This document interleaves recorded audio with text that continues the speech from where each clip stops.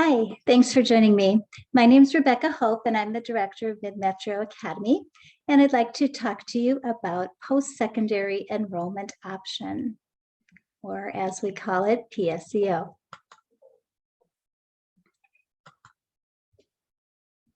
PSEO allows students to get a head start on college while they are still in high school. They can earn high school credits and college credit at the same time. This is a program that Minnesota offers that other states don't offer. And so we're very blessed in Minnesota to be able to have this way for our students who are ready for college to get started early. As you are considering PSEO for your student, it makes sense to take a moment or two to think about what are my goals exactly that I want to accomplish with this. Sometimes it feels like, oh, free college, let's just do it. What could go wrong? But what you want to do is think about how PSEO is going to work best for your individual student and for your family. So there are many goals that parents have for post-secondary enrollment option. You may just want to have your student get a taste of college. Your student maybe has a full plate already with finishing up high school and things that you want your student to keep going on with high school, but you'd like them to be able to get a few college courses under their belt before they graduate. That's one goal. Some parents want their students to kind of go half-time so they can be finishing up their junior and senior years of high school by taking some needed high school courses that are not college courses, but then adding some courses that can dovetail and work as both the high school and college courses. Some parents want the student to complete the Minnesota Transfer Curriculum. This is a program that is used by our state college system in Minnesota that standardizes the general education requirements of state colleges. So at a community college, students can take these 40 credits that fall into 10 goal areas, and that shows that they have covered the bases of a liberal arts education. And then what the community colleges do is bundle those 40 credits into what's called the Minnesota Transfer Curriculum, and then that can go as a unit over to a state college or to participating private colleges and makes transferring much easier, so that when you get to the end college that you're going to, you're not nitpicking about does this course transfer or does that course, but the whole block transfers into the accepting institution. Some parents want their student to earn an Associate of Arts degree. This is an ambitious goal for PSEO because an AA degree is 60 credits. It is possible to earn the 60 credits while in PSEO. It's pretty tough, and that would be a challenging goal. Some parents want their student to get a head start on a specific career. Maybe a student knows he or she wants to become a nurse or an engineer. And this will allow the student to fast track into that career because some of the classes will already have been taken by the time the student graduates high school. And some parents are just ready to save as much as they can on college tuition, looking at this end college bill and saying, you know, this is beyond our means, so we want to maximize the number of credits our student takes for free through the PSEO system. So any of those or a combination could be goals for you, for your student, for PSEO. As you start to form your goals, here are some things you can ask yourself, considerations that you can ponder. First, what does my student give up by trading high school for college? There are potentially 2 years there that overlap, right? So you're giving up 2 years of high school to get 2 years of college while in high school, potentially. So what is the trade-off? What is my student missing by giving up high school in order to go to college early?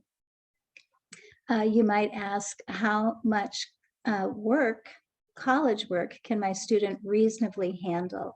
I've seen in my own life, because we got into, parents in my generation got into PSEO when it was kind of new and it was just taking off.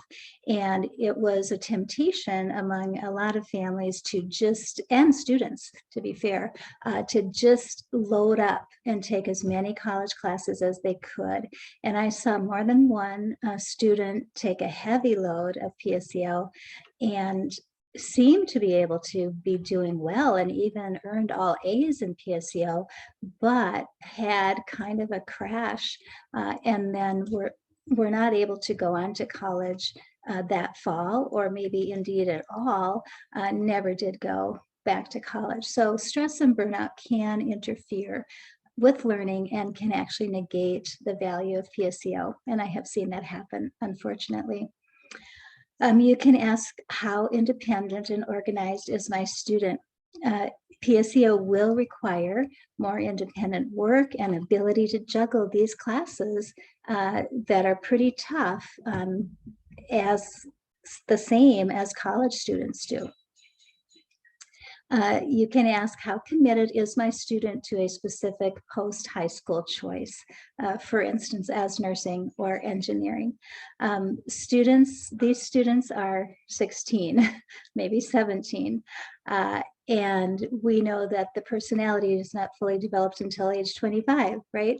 And so what a student thinks she wants to do now, or really believes is the path for him, could change very easily over the next couple of years. So putting all your eggs into a specific career basket doesn't always turn out, because minds can change very quickly at that age. You can also ask, when is the best time for my student to start PSEO? So 11th and 12th graders can take traditional PSEO. If your student is in 10th grade, let's say your student is as a rising junior this year, your student does not, as a homeschooler, you can set the grade level of your student, and many parents do this. So they say, my student's not quite ready for PSEO yet. I think my student could benefit from taking more high school classes this coming year, but I sure hate to miss out on those 2 years of PSEO. Well, you don't have to. So you can have your student take 10th grade twice. Many parents have done this, and that will delay by 1 year the time to start PSEO, but your student will still be able to take 11th and 12th grade as PSEO students, correct? But once you begin as a junior in PSEO, let's say you take one semester and you say, oh, I'd like to delay this now. Well, it's too late, it's water under the bridge. So once a student has taken a semester as a junior, now you cannot say, okay, I'm gonna take one semester off and then go back another semester as a junior. No, the student gets 4 consecutive semesters at the most in PSEO traditionally, and I'll talk about the 10th grade option for PSEO in a moment. But think about that, because you can't go back. So make that decision before your student starts PSEO. And many students, especially if they have a later birthday, like a summer birthday, they will still be graduating from high school as 18-year-olds, where maybe they would have graduated as a 17-year-old. But if they're going to be taking to getting 2 years of college in there, they'll already be graduating perhaps with 2 years of college. So that later high school graduation is really a moot point. And as homeschoolers, we don't always go along with lockstep with getting your child assigned to a certain grade level, right? It's all about their abilities and where they are. So that's an idea, and that's what's called a super senior then. Your student would end up being a senior a year later than he or she normally would have, and it's called a super senior just colloquially, but nobody really needs to know that. That's your decision if you want to do that. More questions to ask yourself. How well is my student able to withstand peer pressure and professor pressure? Now, so there are many options of where your student can attend PSEO. Many of our local Christian colleges accept students on campus as PSEO students. And of course, the community colleges all do, technical colleges do. And then homeschool academies often like Mid-Metro Academy, often offer a PSEO option as well. And then there are online ways to access courses from these same institutions in many cases. So being on campus, these students are again 16, 17, maybe 18. Are they able to withstand some peer pressure? At a community college, that would be a significant issue. So my son, years ago now, went to community college for PSEO and took a weight training class to get the Phi-Ed option out of the way. And the locker room, the boys' locker room, was not a place where Christians would be comfortable, really. We'll just put it that way. The language used, every other word being a curse word, right? So that's difficult. But even on a Christian college campus, I know that I know of parents who have said that their students fell into a group of people that they would not have chosen for their student to be with, and that's on a Christian campus. There's also professor pressure.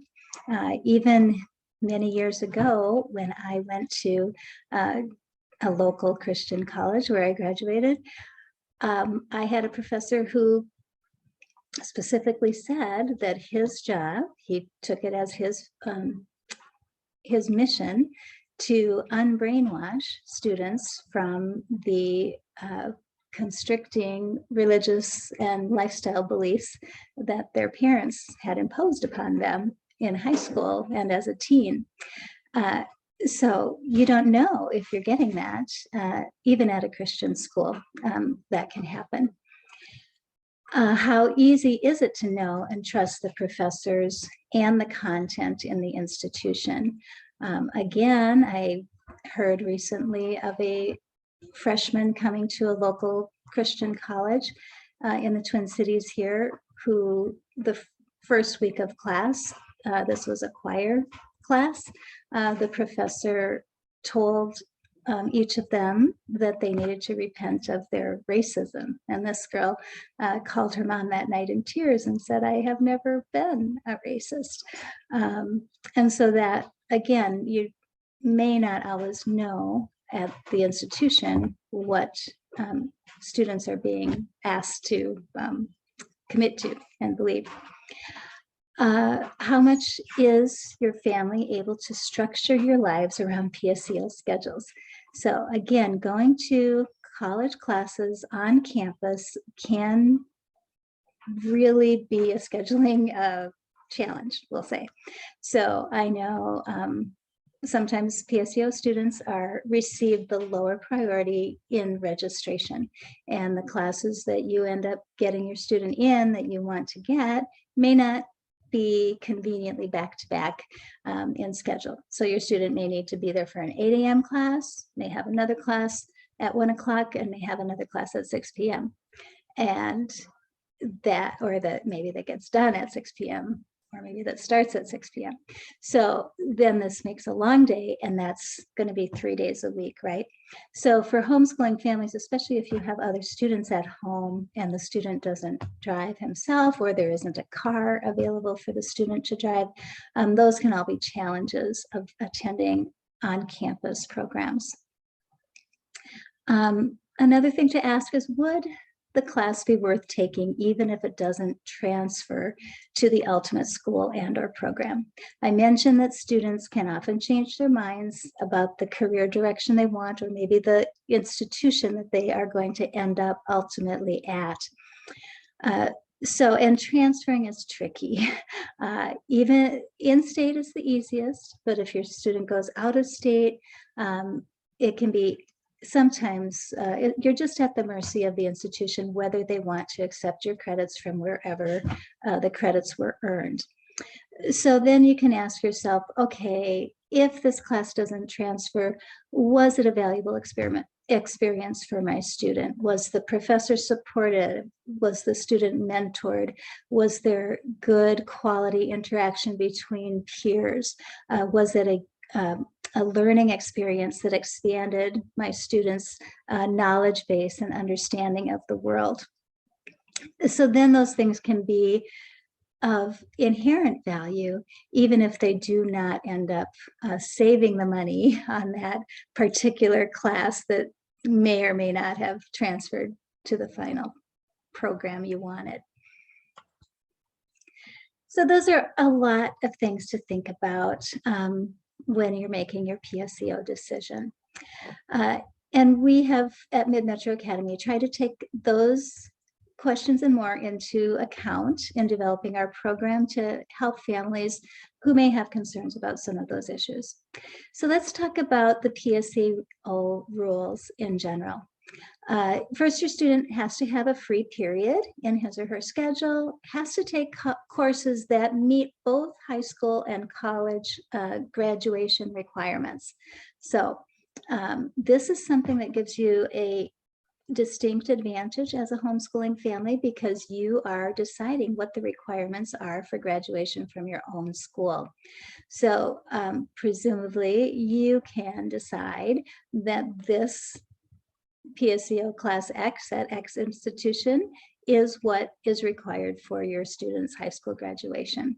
So there's really no problem there. Whereas if the student were attending a public high school, the counselor and the guidelines for that school would dictate whether certain courses could be counted toward PSEO, and whether the school would excuse your student to go and take those at the college or online. As a homeschooler, you must continue to file your letter of intent to homeschool with the school district each year that your student is enrolled in PSEO. So normally by state statute at age 17, you're no longer required to report to the district if you're homeschooling, right? But if your student is in PSEO, you do need to keep submitting that letter annually to your school district. Now, the number of years that your student is allowed to participate in PSEO depends on the year that the student enters the program. If the student enters as a sophomore, 3 years, as a junior, 2 years, and as a senior, 1 year. Each semester that the student is involved in PSEO, you must complete the NSR, Notice of Student Registration, and submit that to the higher education institution. And also your student must apply and be accepted by the post-secondary institution that will be granting the college credits for the class. Okay, now the laws regarding sophomore participation in PSEO have changed as of 2021. So some of this is new. For a sophomore to participate in PSEO, he must pass a reading competency test. Those are given in public schools, but if you didn't give that, which you probably didn't as a homeschooler, colleges will have like an AccuPlacer test or some other type of test that the student can take in place of that. Now, the first semester has to be taken at a CTE institution. That's a career and technical education college. So like a tech college or a community college that has CTE programs. So the first semester, the student can only take one course, and it has to be a CTE, career and technical education course. The student must earn a C or better in that class, and if they do, then they can go on and take either, after that, for second semester, either CTE courses or courses that would be accepted in college programs. So that would mean that there would now be 5 semesters instead of 4 that the student could earn traditional college credit. In the past, once you started as a 10th grader in CTE, you had to take your whole PSEO program as CTE education. So that has changed and opened up the field for participation with sophomores. But there are some caveats there, which I'll talk about in a moment. So juniors and seniors in high school to participate have to be accepted by the post-secondary institution, the college. They can either go full or part-time PSEO, and they are eligible through age 20. So there again, if you want to delay the start of your child's participation in PSEO, your teen's participation, that's up to you as a homeschooler. But remember that they must not have completed graduation requirements. So if you have set certain requirements and they've already done that, they've taken 13 years of your homeschool and they've met every requirement you have, then technically they really can't be doing PSEO. So that's up to you to tailor the requirements of your homeschool to make sure that the PSEO is meeting both the high school graduation requirements and used for college credit. So how can Mid-Metro Academy help you with these decisions and meeting your goals for PSEO? Well, we have to put together a program. We call it our pre-planned PSEO because we've done a lot of the work for you. Our program delivers a well-rounded education. It meets a variety of goals. It does fulfill both high school graduation and college gen ed requirements. It offers cohort learning benefits, which I'll speak to in a moment, and provides convenience to you as a homeschooling family. So going back to those goals that students and families have for PSEO, there are a variety of goals that people have that can be met through our program. If you are looking to just ease your student into college and just not like fling them onto a college campus, that feels like a big step to do that, then we can ease them into the college program, taking the courses on our campus. They're getting college classes, but in a smaller, more supportive environment than going off to a campus. Our program allows students to earn a significant number of college credit while still enjoying a high school experience. So that question about what do they give up? Here, they don't give up that high school experience because they're at our academy taking classes, but they still are taking college classes. But they're having that, even if they are taking a full load of PSEO, they're still in our academy environment and having that high school experience rather than immediately going onto the college campus. They go through all these years of schooling, and it feels like most of us, at least, we were able to enjoy that feeling of being top dog when we were on the 11th and 12th grade. We were high place on the totem pole in the schools that we attended, right? And our students haven't always been in a school environment, but if they've been taking academy classes, maybe since junior high, then they maybe deserve that feeling of, okay, we've reached at the top. But if they then go off to PSEO in 11th grade, they don't quite get to enjoy that feeling of being upperclassmen, right, on campus, and women, and being mentors and role models to the younger students that are there. So there's that high school experience that does have some value to it. And we believe at Mid-Metro Academy that we retain what we're offering is that the beneficial side of the high school experience, maybe less all the drama and the bad parts that go along with a full high school experience at a completely group school setting, right?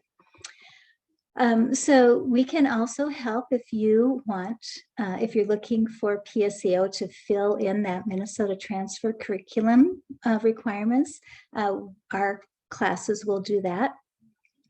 And if you are looking for, maybe you're saying, okay, I'd like my student to go off to a college campus, maybe in the senior year, but in the junior year, so this is kind of a compromise. As the junior year, they can stay on campus at Mid-Metro and have that high school experience. And then in the senior year, perhaps they can go off to an on-campus program at one of the local colleges. So there's a lot of variation, a lot of different ways that we can fit into the goals that different families have.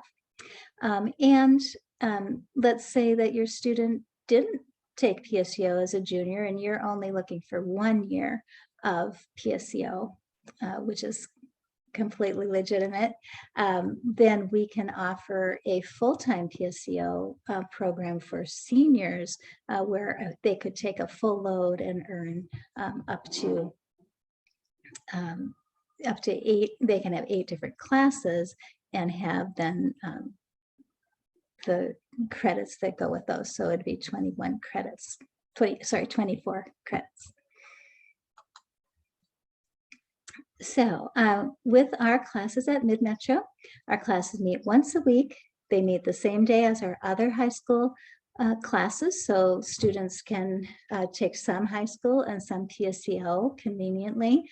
What minimizes commuting time if you've got, because you get the entire week's worth of class completed all in one day. So it minimizes the commuting time or facilitates car sharing or carpooling. And we have our central Twin Cities location to make it convenient as well. We have a liberal arts focus. We partner with North Central University. We offer 4 credits per semester, or sorry, 4 courses per semester, 12 credits, so 24 credits for the year. We're planning to offer 3 more new courses next year and keep offering the ones that we're offering this year. So if a student took all of the things that we offer, that would be 33 credits total. Our learning objectives for the courses that we've chosen are that they improve core competencies. Students can gain experience in reasoned discourse, and they can develop critical thinking skills. Our students are still in high school and need to continue developing their skills like math, writing, communication, and reasoning. Colossians 4:6 says, "Let your conversation be always full of grace, seasoned with salt, so that you may know how to answer everyone." Now more than ever, our society needs young people who can do that. And that skill translates into leadership and teamwork abilities, and those are highly prized in today's workplace. But we need to be training up people who can defend their perspective without offending others, and not having discourse shut down, but being able to open up discourse so that there's a free exchange of ideas. And traditionally, that's what college has allowed people to do, but with cancel culture, that's becoming rare.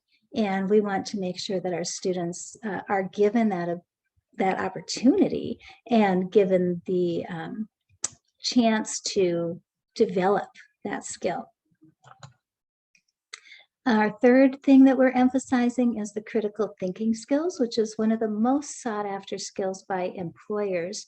96% say that they're looking for people who can solve problems with people whose views are different than their own. So again, that reasoned discourse comes into play. 91% say that a candidate's ability to think critically, communicate clearly, and solve complex problems is more important than what they would say they wanted the student to major in college, right? So we're looking for courses that will bring out these skills in students rather than getting them set on a very specific course path. So these are the classes that we're offering this year: macroeconomics, interpersonal communications, general psychology, and rhetoric and research, which is the freshman composition class. That's all for fall. And then in the spring, U.S. history, applied math and personal finance, science, technology, and society, which is a science for, I would say, liberal arts majors, people who aren't going into a science field, but it really focuses on that reasoned discourse because it takes controversial topics in science, and I'm really excited about being able to offer that class. And then British literature. So those are for the spring. Then next year, we would offer the same, except that film appreciation would replace British literature. And we'd add in geography and ethics and worldview. So then taking those courses and putting them up against the Minnesota high school graduation requirements from the state. Of course, you don't have to have those requirements for your homeschool, but most homeschool families try to approximate the state standards, right? So this will show you how those courses line up. So here's what you would need for high school grad requirements, and then how our courses line up. In social studies, we have what's required except for the government citizenship part. And for that, we highly recommend that you take Mr. Racer's high school classes, US government, and Student Senate, because they are wonderful ways to earn those credits. Here's something that will show you how our classes meet both the high school and college gen ed requirements. So this is from North Central University, showing what they require as their gen ed before students go on to focus on their major. They need to get these classes out of the way. So it's very similar. We have some more electives than they have, but otherwise they're spread out close to the way that North Central is structuring their gen ed.